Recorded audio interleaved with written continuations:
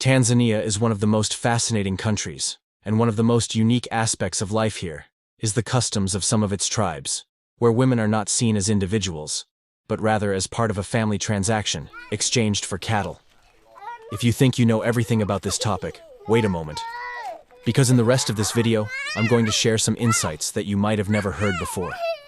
In Tanzania's traditional tribes, the roles of men and women are very differently defined. In many of these tribes, women are prepared from a young age to fulfill their roles as wives and mothers in society. However, among the Maasai tribe, marriage is seen as an economic transaction. When a man wants to marry, his family is required to provide cattle to the bride's family. For example, in the Maasai tribe, a woman's dowry can range from 10 to 50 cattle.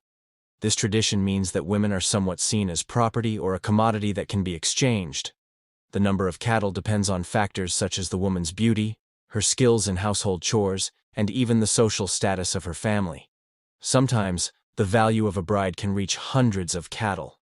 This custom shows that women in this culture are primarily viewed as family assets. Sometimes, even without the consent of the bride, families make the decision to marry her off.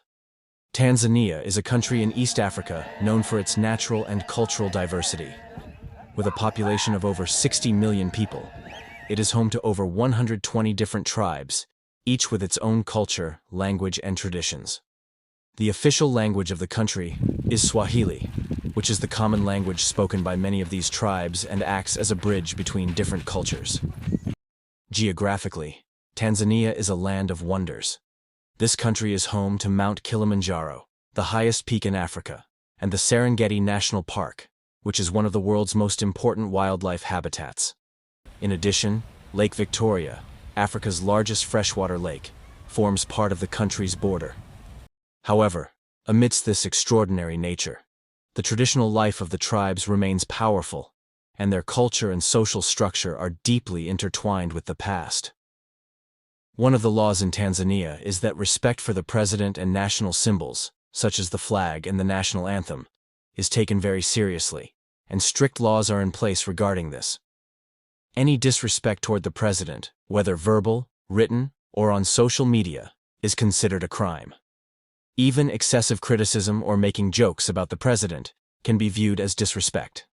This law is intended to preserve the dignity and authority of the presidential office, but it is sometimes used as a tool to suppress political critics. In Tanzania, no one can privately own land, because all land belongs to the government. Instead, individuals can lease land from the government, but only for a specified period and under certain conditions. One of the key and unique laws in Tanzania, especially for foreigners, is the prohibition of buying and selling land by non-Tanzanians.